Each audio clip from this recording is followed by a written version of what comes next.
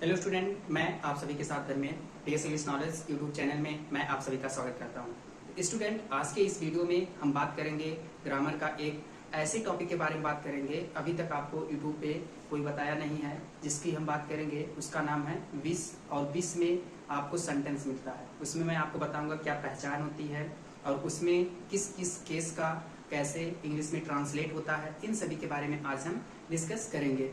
अगर आपको टेंस आता होगा तो सेम इस टेंस के ही बेस पे आपका विस है।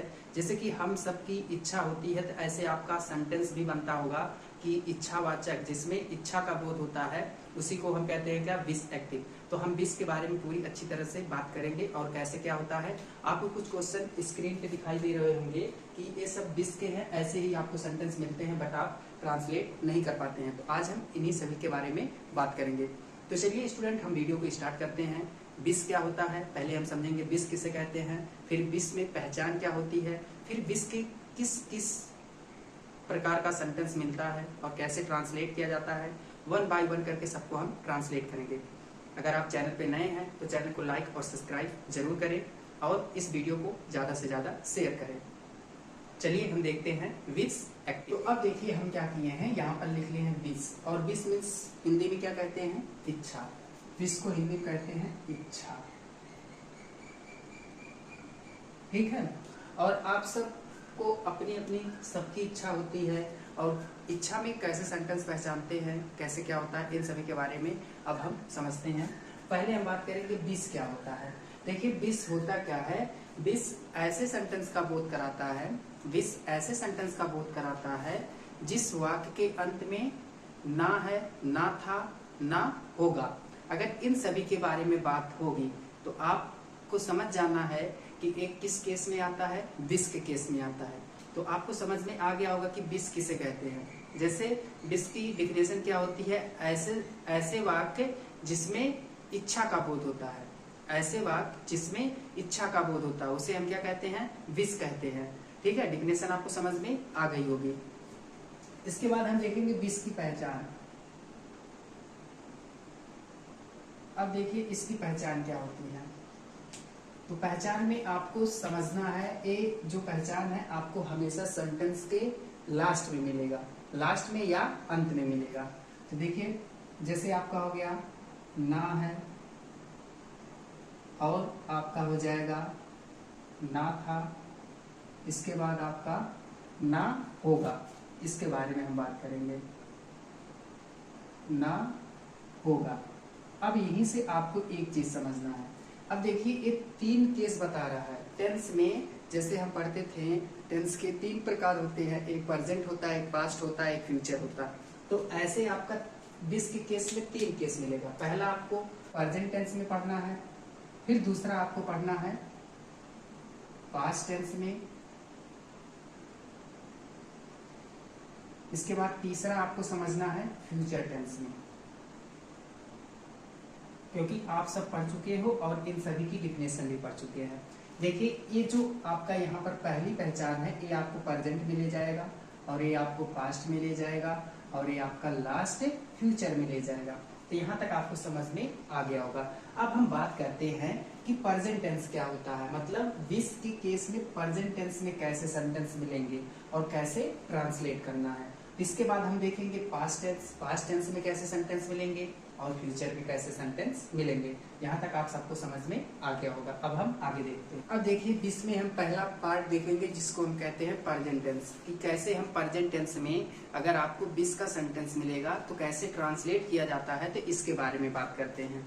यहाँ पर पहले हम बात करेंगे प्रेजेंट टेंस, किस केस में, विस में। अब देखिए जब आपको प्रेजेंट टेंस मिलेगा, अब हमको यहाँ पर ये नहीं बताना है कि प्रेजेंट टेंस किसे कहते हैं, ये सब आप सब लोग को पता है कि प्रेजेंट टेंस किसे कहते हैं।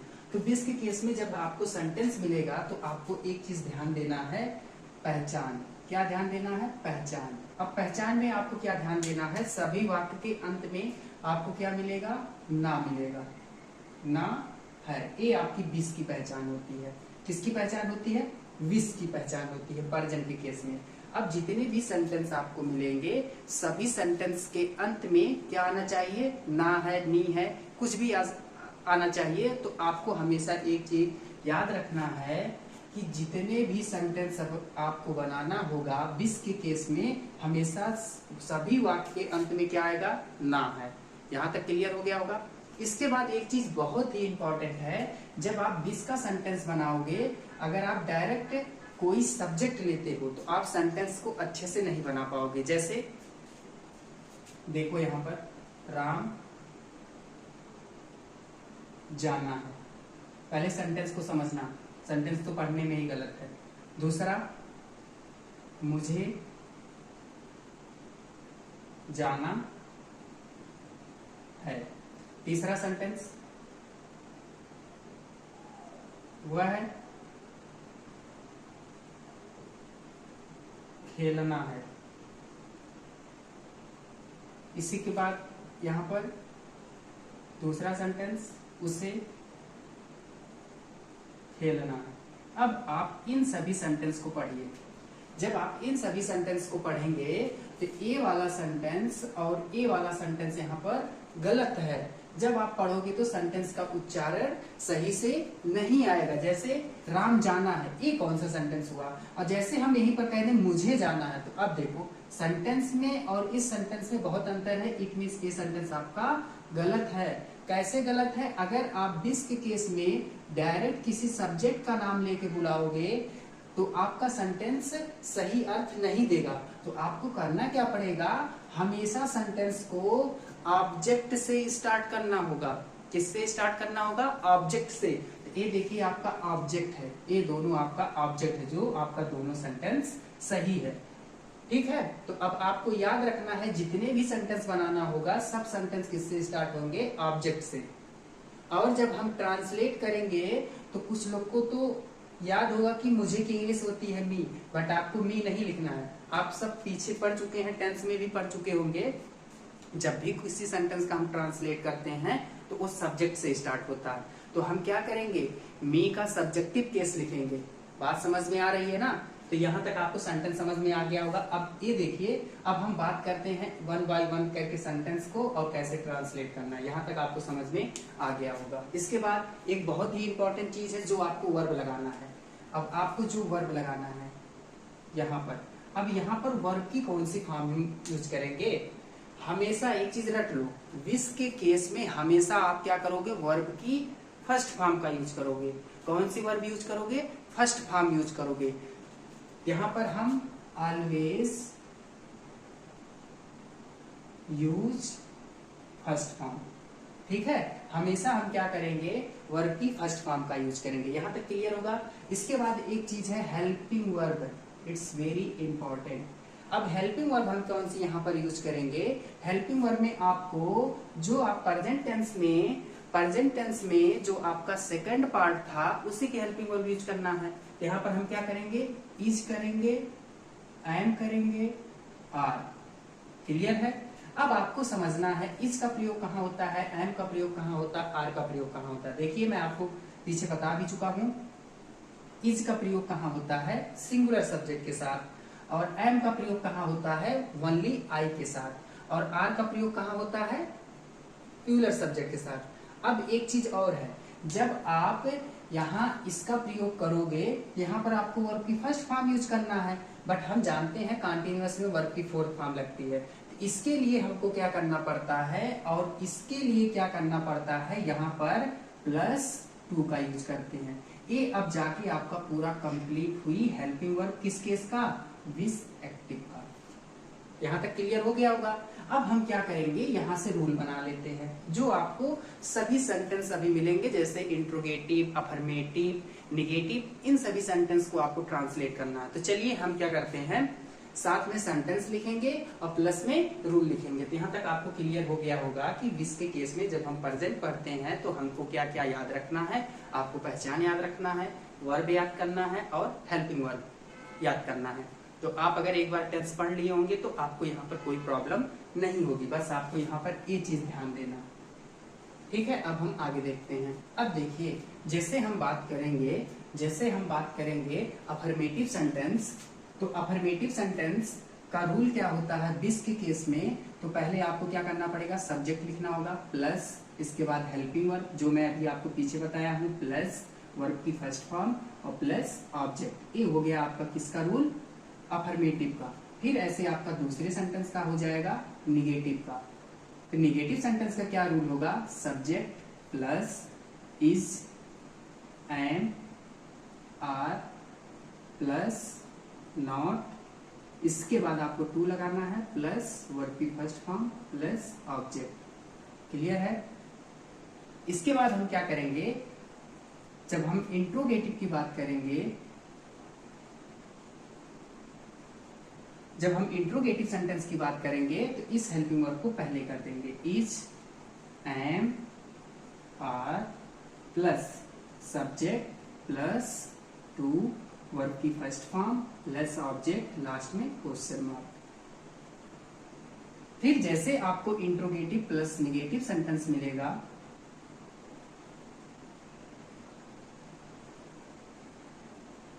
तो उसमें क्या करना है, जस्ट आपको सब्जेक्ट के बाद नॉट लगा देना है, सेम वही चीज रहेगी, is, am, are plus subject plus not, to plus verb की first form plus object plus question mark. Clear है। अब आपको यही 4 सेंटेंस बनाना है और उसी पे हम क्या कर देंगे, इसी रूल के अकॉर्डिंग सभी सेंटेंस को ट्रांसलेट कर लेते हैं। तो चलिए 1 बाय 1 करके सभी सेंटेंस को ट्रांसलेट कर लेते हैं। देखिए, मैं आपको जो सेंटेंस यहाँ पर बताने वाला हूँ वो बहुत ही सिंपल सेंटेंस रहेगा और उसी सेंटेंस से आपको तीनों केस बताएंगे। हम सेंटेंस चेंज नहीं करेंगे, इसलिए नहीं चेंज करेंगे कि आपको अच्छे से समझ में आ जाए। और आपको जब ये पूरा 20 एक्टिव खत्म हो जाएगा, लास्ट में विभिन्न प्रकार के सेंटेंस को हम सबको ट्रांसलेट करेंगे एक साथ। तो हम क्या करेंगे, एक ही सेंटेंस लेंगे और एक ही सेंटेंस पे सभी यहाँ पर जो अभी रूल बताए हैं सबको ट्रांसलेट करेंगे। तो बहुत सिंपल सेंटेंस लेते हैं। पहला सेंटेंस, मुझे जाना है। बस केवल एक समझ जाओ, केवल एक सेंटेंस यहाँ पर ट्रांसलेट करने समझ जाओ 20 के केस में, और बाकी आप सब सेंटेंस को ऑटोमेटिक बना लोगे। अब ध्यान से सुनो कैसे ट्रांसलेट करना। जब भी आपको सेंटेंस मिले, आप पहले उसको अच्छे तरीके से पढ़ो, फिर लास्ट में देखो जो मैं आपको 20 केस में और प्रेजेंट टेंस के केस में पहचान बताया था उसको ढूंढो। सेंटेंस के लास्ट में याद रहे, कहां पर, लास्ट में। यहाँ पर देखिए आपको लास्ट में मिल गया, क्या, ना है, और ना मिल गया तो सीधे आपको चले जाना किस केस में, 20 के केस में। और 20 के केस में जैसे जाओगे वहां पर देखो ये है केवल क्या बताता है, प्रेजेंट टेंस। तो आपको पता चल गया किस केस का है, प्रेजेंट टेंस का। इसके बाद आपको पढ़ना है सेंटेंस कौन सा। ये देखिए आपका सिंपल सेंटेंस है, जैसे मुझे जाना है, इसको हम क्या कहते हैं, असर्टिव सेंटेंस कहते हैं। असर्टिव सेंटेंस के 2 पार्ट होता है, जिसमें से पहला पार्ट आपका है अफर्मेटिव। अब इसी रूल पे इसको ट्रांसलेट करना है। कुछ लोग को नहीं पता होता है, वो लोग क्या करते हैं, इसके स्थान पे जो मुझे है ना, तो मी लिख देंगे। मी लिखने के बाद इन सभी रूल का यूज कर देंगे। भाई ऐसा मत करना, आपका सेंटेंस गलत हो जाएगा। जो मैं आपको बताया हूँ रूल, बस आप केवल रूल का फॉलो करो। तो हम क्या करते हैं, पहले रूल में सब्जेक्ट आया है, तो यहाँ पर जो आपका ए मुझे है, तो मुझे की इंग्लिश होती है मी, और मी का सब्जेक्टिव केस क्या होता है, आई। क्लियर है, ये आपका सब्जेक्ट है। इसके बाद हेल्पिंग वर्ब लगाना है। अब हेल्पिंग वर्ब में आपको इज, एम, आर, उसमें से कोई एक, तो हमको पता है आई के साथ क्या लगता है, एम। इसके बाद आपका टू, और वर्ब क्या है, जाना। जाना की इंग्लिश क्या होती है, गो। ये हो गया आपका ट्रांसलेट। ए जैसे किसी भी वर्ब के पहले टू लग गया तो हमेशा वर्ब फर्स्ट फॉर्म में होती है। ऑब्जेक्ट है नहीं तो ऑब्जेक्ट नहीं लिखेंगे। इसके बाद हम नेगेटिव का बात करते हैं। तो नेगेटिव में क्या होगा, यही सेम सेंटेंस, मुझे नहीं जाना है। ये आपका नेगेटिव हो गया। तो चलो इसी रूल पे इसको ट्रांसलेट कर लेते हैं। सब्जेक्ट क्या रहेगा, आई रहेगा। इसके बाद हेल्पिंग वर्ब वही रहेगी, एंड। बस यहाँ पर नॉट लगा दो। नॉट लगाने के बाद आप क्या करोगे, टू, इसके बाद गो। याद रहे, कुछ स्टूडेंट को नहीं पता होता है, वो लोग करते क्या है, जब निगेटिव का केस मिलता है तो जैसे हेल्पिंग वर्ब आप एम लगाए हो, तो एम के बाद आपको टू लगाना है, तो वो लोग क्या करते हैं, इस टू के बाद नॉट लगाते हैं। तो ऐसा आपको कभी भी नहीं करना। हमेशा जो ये मेन हेल्पिंग वर्ब है उसके बाद आपको नॉट लगाना है, फिर जाके आपको क्या करना है, यहाँ पर आपका टू आएगा, इस प्रकार से। तो समझ गए होंगे। इसके बाद आपका तीसरा सेंटेंस, जिसमें हम बनाएंगे इंट्रोगेटिव। इसमें देखिए तो क्या हो जाएगा, क्या मुझे जाना है, ये आपका हो गया इंट्रोगेटिव में। तो इसमें क्या हो रहा है, प्रश्न पूछा जा रहा है, तो चलो इस रूल पे हम इसको भी ट्रांसलेट कर लेते हैं। तो देखिए यहाँ पर सब्जेक्ट क्या है, आई, और आई के साथ क्या लगेगा, एंड, इसके बाद आप क्या करोगे, टू, हो जाएगा वो, लास्ट में क्वेश्चन मार्क। क्लियर है। इसके बाद इंट्रोगेटिव प्लस नेगेटिव की बात कर लेते हैं। क्या मुझे नहीं जाना है, ये सेंटेंस आपको खुद ट्रांसलेट करना है। एक आपको ट्रांसलेट करना है और ट्रांसलेट करके आपको कमेंट बॉक्स में बताना है। इसी रूल पे सीधे सीधे आपको ट्रांसलेट करना है, बहुत इजी है, और आपको कमेंट में जरूर बताइएगा। तो उम्मीद करते हैं आप सबको यहाँ तक समझ में आ गया होगा कि अगर आपको इस प्रकार से सेंटेंस मिलते हैं, अगर आपको इस प्रकार से सेंटेंस मिलते हैं जहां पर लास्ट में ये सब आ जाए, तो अब आपको आ गया होगा कि हमको इस प्रकार से ट्रांसलेट करना होता है। तो उम्मीद करते हैं आप सभी को यहाँ तक समझ में आ गया होगा। तो चैनल को लाइक और सब्सक्राइब जरूर करें और इस वीडियो को ज्यादा से ज्यादा शेयर करें। तो स्टूडेंट, मैं आपके साथ नेक्स्ट वीडियो में मिलता हूँ। Thank you.